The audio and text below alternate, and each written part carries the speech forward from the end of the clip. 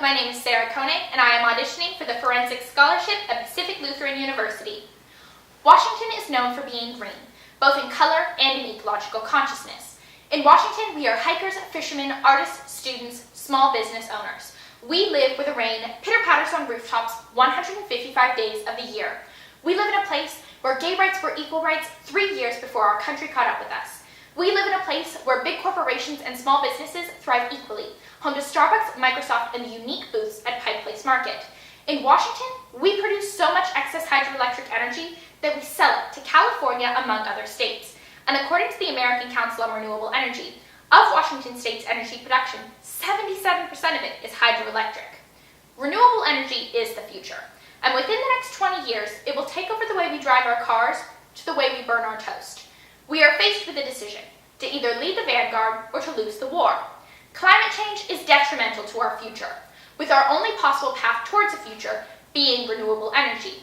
Renewable energy capitalism is a plan of action that proposes how we would produce the amount of energy necessary to provide for the entire world, how we would transport this renewable energy, and what potential benefits this solution poses for our nation and world as a whole. Oil and coal are finite resources. That is not new information to anyone here. However, the United States is being very slow to make the switch towards renewable energy, listing any number of excuses as to the reason why. We still have oil. Why switch? Going green is expensive. We just don't have the money. And one of my personal favorites from Texas Congressman Joe Barton, wind power would stop the earth from rotating. And plainly, most Americans just don't think it matters enough. 30% of the American population doesn't believe in climate change. And of those that do, less than 10% think it's our biggest priority. Most Americans are more disquieted by the proposition of global terrorism, which killed 32,700 people in 2014. Not as scary to me as the fact that nearly 7 million people each year die of pollution-related illnesses.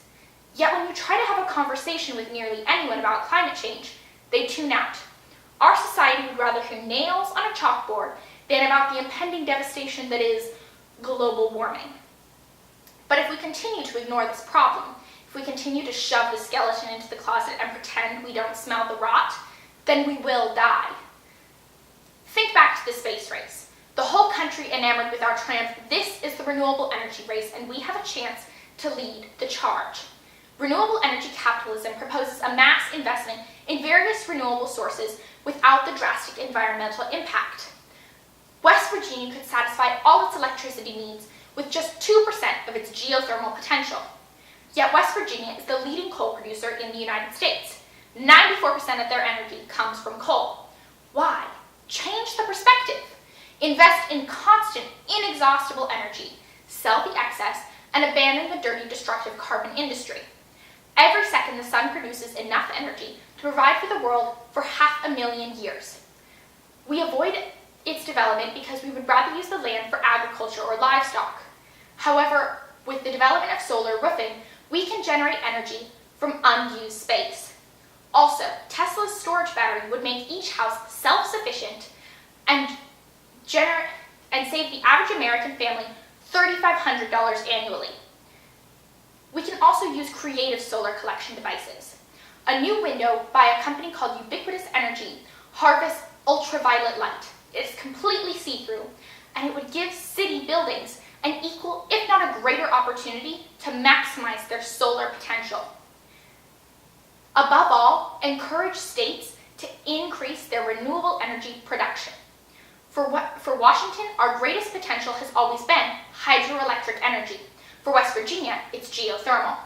The second greatest enterprise of this endeavor is the transportation of energy, made simple by the invention of the liquid metal battery by MIT professor Donald Sadoway.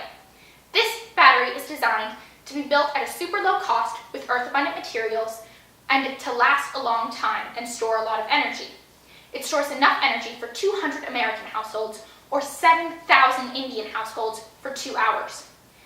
Many Indian households still rely on coal or even cow patties for basic warmth and electricity. This means this is like Prometheus giving humans fire. Suddenly they would have access to the internet, to more electricity. First world countries such as the United Kingdom are faced with an entirely different problem. Their consumption is greater than their possible solar and wind power potential. Because of our land mass, we are given an opportunity to produce more energy than we could ever need, something that countries like these cannot muster. The last year, renewable energy investment rose to $260 billion and created 2.3 million jobs on the private sector alone. The renewable energy industry is worth several trillion dollars, and renewable energy capitalism could profit enough money that we wouldn't have to choose between military spending and social programs. Everyone could go to college for free. Everyone could have health care.